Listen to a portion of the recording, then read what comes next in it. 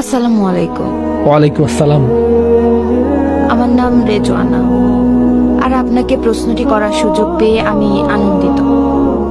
আপনাকে অনেক আস্তে শুনতে পাচ্ছি। আমার অনেক বান্ধবী আছে যারা তাদের অনেক সমস্যার কথা আমাকে বলে।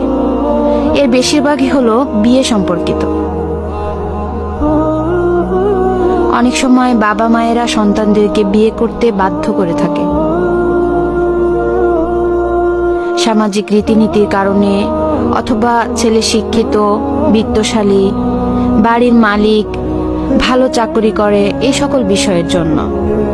আমার প্রশ্ন হলো, বাবা মায়েদের কতটুকু অধিকার আছে সন্তানদেরকে বিয়েতে বাধ্য করার, বিশেষত এমন বিয়ের ক্ষেত্রে যেখানে মেয়ের সম্মতি থাকে না? ওকে, প্রশ্নটি শেষ হয়েছে?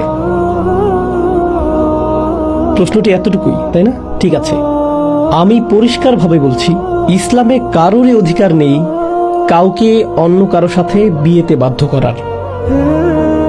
আর যদি একটি বিয়ে সংঘটিত হয় যাতে উভয় ব্যক্তি যারা বিবাহ বন্ধনে আবদ্ধ হচ্ছেন তারা যদি তাদের নিজের 100% স্বাধীন ইচ্ছায় বিয়ে না করেন, তাহলে সেই বিয়ে বাতিল হয়ে যাবে। আল্লাহর কাছে এটা বৈধ বিয়ে হিসেবে গণ্য হবে না। এটা আসলে একটা প্রধান মূলনীতি। বিয়ে হলো একটা চুক্তি।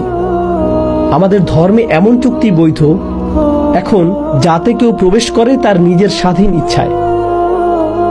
এখন বাবা মায়ের আনুগত্য করতে হবে, কিন্তু বাবা মায়েদের কোনো অধিকার নেই তাদের মেয়েকে এমন কাউকে বিয়ে করতে বাধ্য করার। বাবা মায়েদের এমন কোনো অধিকারও নেই তাদের মেয়েকে বিয়েতে বাধ্য করার জন্য এই ধরনের মানসিক চাপ প্রয়োগ করার, যেমন এটা আশীর্বাদ স্বরূপ এসেছে আর তুমি আল্লাহর কাছ থেকে আসা আশীর্বাদ ফিরিয়ে দিচ্ছ, এই আশীর্বাদ ফিরিয়ে দেয়া তোমার জন্য হারাম। এই ধরনের সকল কথাই নিরর্থক। ইসলামের সাথে এর কোনো সম্পর্ক নেই। ইসলাম এসেছে মানবতার মুক্তির জন্য এবং ব্যক্তি সত্তাকে মুক্তি দেওয়ার জন্য, আর এটা সন্তানদেরকে দাস দাসীতে পরিণত করেনি। এরকম অবস্থা আমাদের কন্যা সন্তানদের জন্য অবমাননাকর এবং এটা বন্ধ করতে হবে। আমার জানা নেই এটা কোত্থেকে এসেছে, হয়তো এটা এসেছে অন্য কোনো ধর্ম থেকে, কিন্তু এটা ইসলাম নয়। ইসলামের এর সাথে কোনো সম্পর্ক নেই। উপরন্তু এটা ইসলামের উপর একটা আক্রমণ। নিঃসন্দেহে এটা ইসলামের উপর একটা আক্রমণ। বিয়েটি বাতিল বলে গণ্য হতে পারে, বিয়েটি অকার্যকর এবং অসার বলে গণ্য হতে পারে, কারণ এটা একজন নারীর স্বতঃস্ফূর্ত স্বাধীন মতামতের ভিত্তিতে সম্পন্ন হয়নি। এখন এক্ষেত্রে একজন ওয়ালির সম্পৃক্ততা প্রয়োজন, অর্থাৎ যখন একজন মেয়ে বিবাহ বন্ধনে আবদ্ধ হতে চায় তখন তার পরিবার, তার অভিভাবকের অনুমোদন প্রয়োজন।